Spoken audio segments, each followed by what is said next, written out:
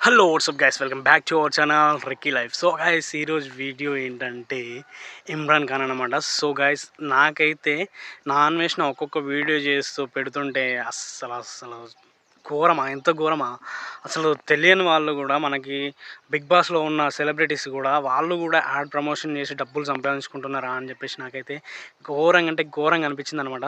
So ఈరోజు నేను చెప్పేది ఏంటంటే, ఇమ్రాన్ అన్న కూడా యాడ్స్ ప్రమోషన్ చేసి చాలా లక్షలు కోట్లు సంపాదించిన అన్నమాట. ఈ బ్యాచ్ అంతా ఒకటే అన్నమాట. సో వీళ్ళు మాట్లాడుకుంటారు. వీళ్ళు యాడ్ ప్రమోషన్స్ వచ్చినప్పుడు, ఈ యాడ్ నువ్వు చేయి, ఈ యాడ్ నేను చేస్తా, దానికి ఇంత అమౌంట్, దానికి అంత అమౌంట్ అని చెప్పేసి పర్సనల్గా మాట్లాడుకుంటారు అనమాట.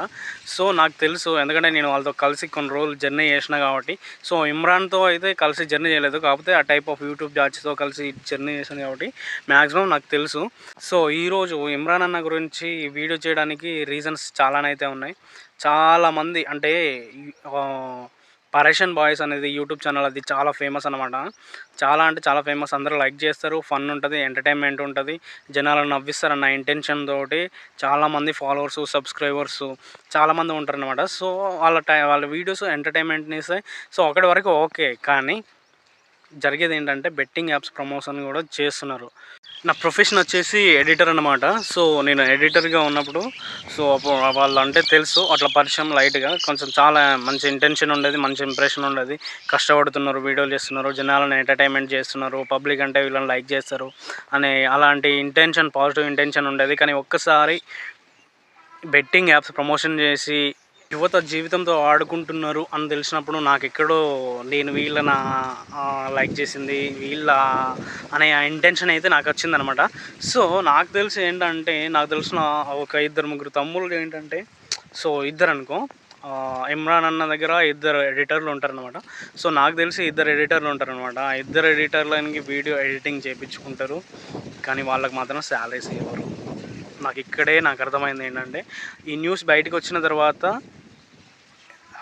ఎక్స్పీరియన్స్ తమ్ముడు నాకు కాల్ చేసి ఏమని అంటున్నాడు లైక్ దట్.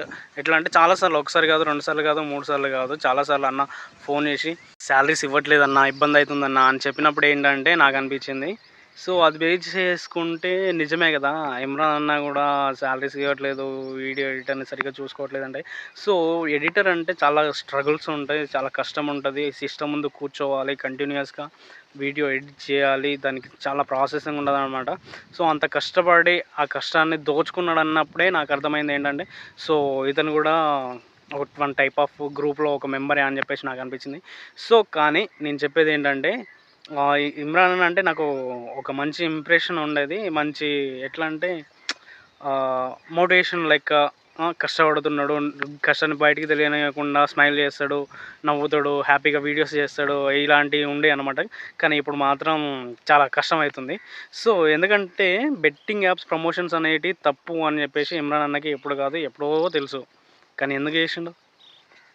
తప్పే కదా, తప్పే కదా.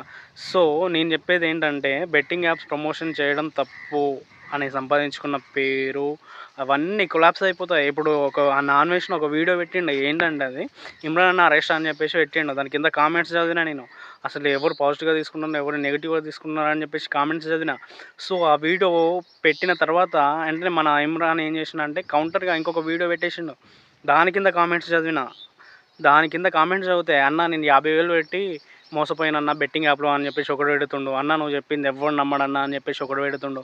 అన్న ఒక్కసారి ఆ వీడియో ఓపెన్ చేసి కింద కామెంట్స్ చదవండి. ఇమ్రాన్ అన్నకి ఎన్ని నెగిటివ్ కామెంట్స్ వచ్చినాయో అన్ని నెగిటివ్ కామెంట్స్ వచ్చినాయి.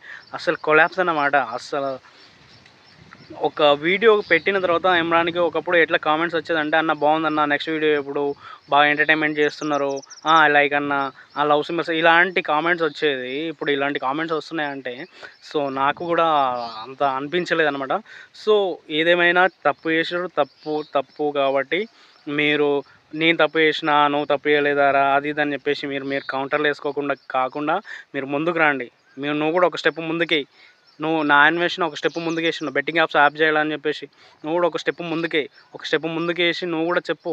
బెట్టింగ్ యాప్స్ ఇంకెవరైనా ప్రమోట్ చేస్తే వాళ్ళ గురించి చెప్పు, వాళ్ళు ప్రమోషన్ చేయకని చెప్పు. ఇలాంటివి తీసుకోరా. కానీ వీడు చెప్పిండు కదా అని చెప్పేసి వాళ్ళ మీద కౌంటర్ చేస్తే జనాలు పిచ్చోళ్ళు కాదు, ఏం కాదు.